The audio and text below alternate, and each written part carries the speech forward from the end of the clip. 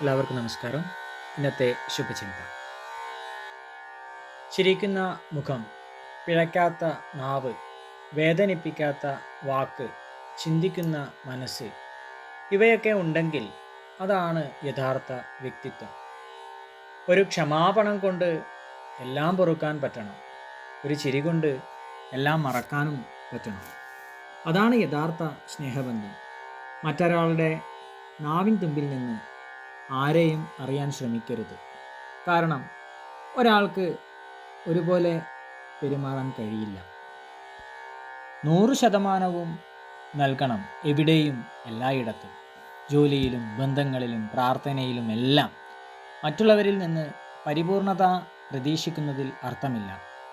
അപരനിലെ സമ്പൂർണതയ്ക്കായുള്ള കാത്തിരിപ്പ് ആയുർദൈർഘ്യം കുറയ്ക്കുക മാത്രമേയുള്ളൂ.